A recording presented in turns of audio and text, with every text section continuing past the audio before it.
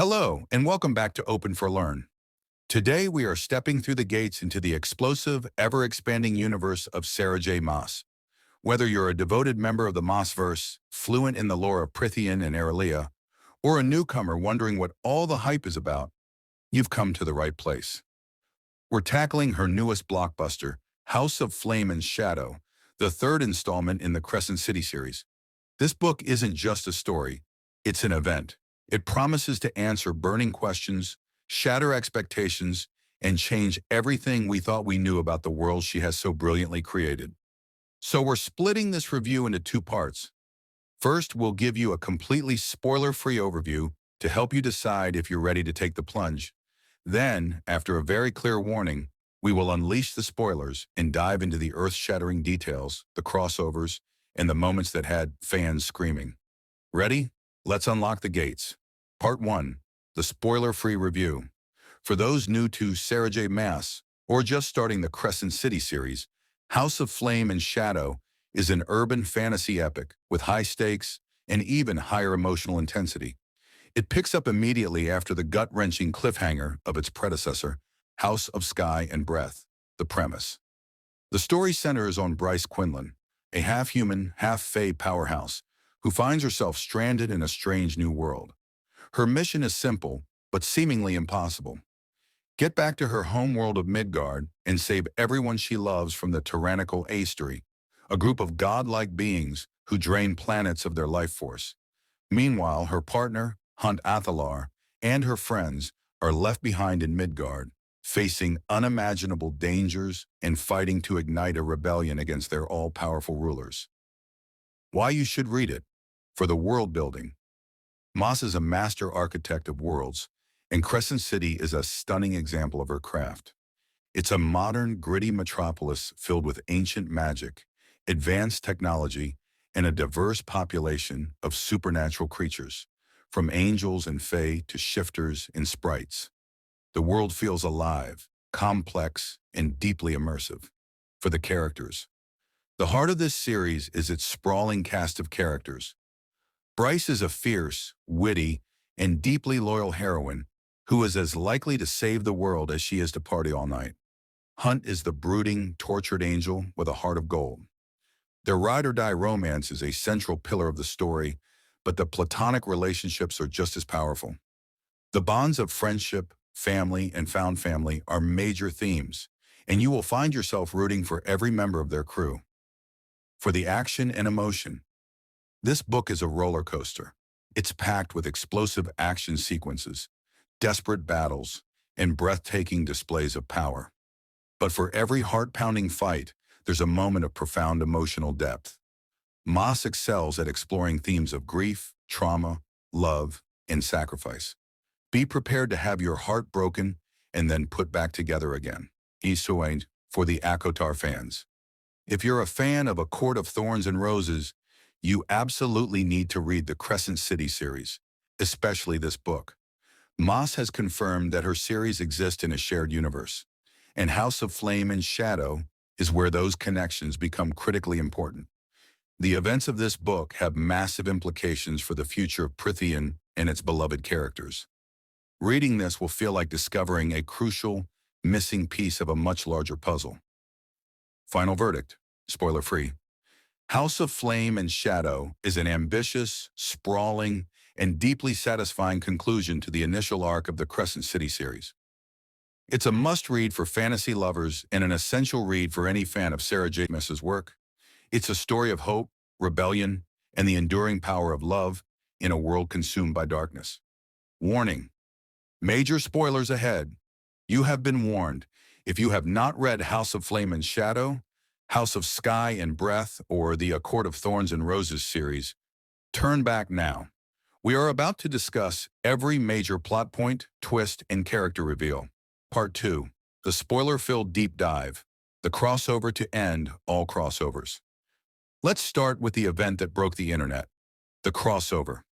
The cliffhanger of House of Sky and Breath saw Bryce Quinlan fall through a portal and land in Prythian, the world of A Court of Thorns and Roses. House of Flame and Shadow picks up right there, with Bryce face-to-face with Azrael, Cassian, and the High Lord of the Night Court himself, Rayson. This isn't just a cameo, it's a significant portion of the book. We see Bryce interacting with the inner circle, staying in Valeris, and trying to convince them to help her. The character dynamics are fantastic. Bryce and Nesta, they clash immediately. Two fiery, powerful women who see too much of themselves in each other. Their contentious relationship eventually blossoms into one of mutual respect. Nesta, using her death god powers, plays a crucial role in helping Bryce understand her own power and heritage. Bryce and Rayson. Rayson is wary of Bryce, recognizing the immense world-breaking power she holds. Their interactions are tense as he tries to gauge a threat she poses to his people in his world. Azrael's role.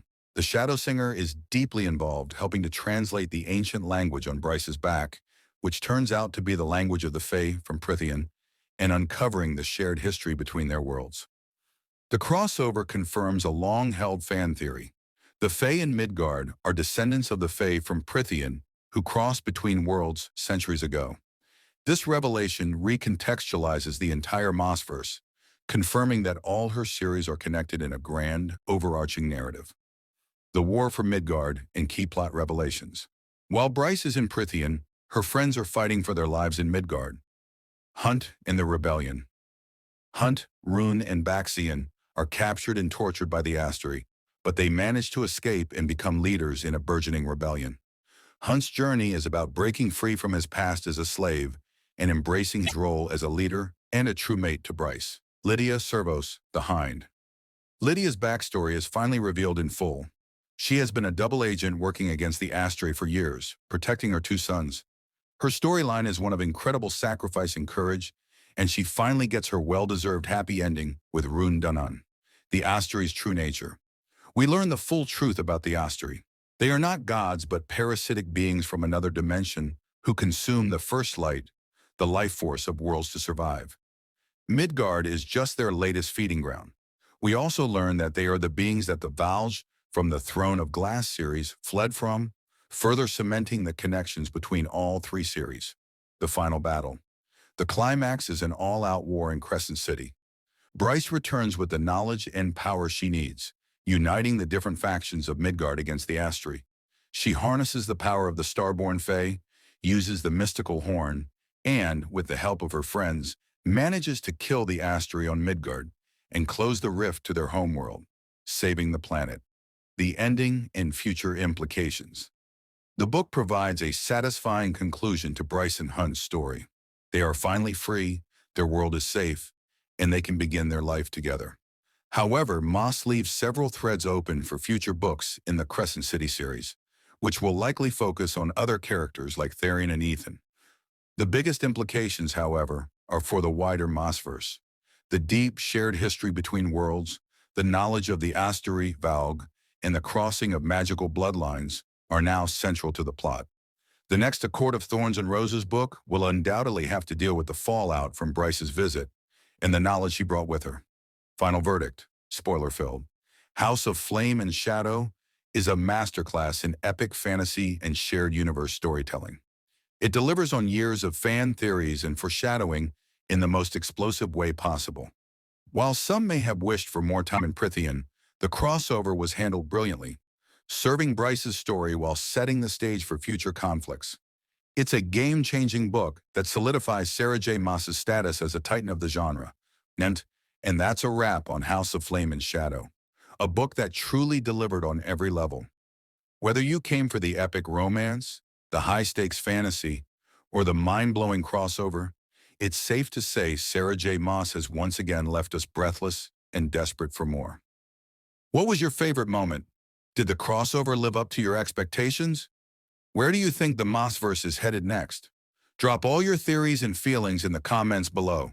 We'd love to hear from you. If you enjoyed this deep dive, please give this video a like and subscribe to Open for Learn for more content about the books that we can't stop talking about. Thank you for joining us, and until next time, may your reading be as epic as a journey between worlds.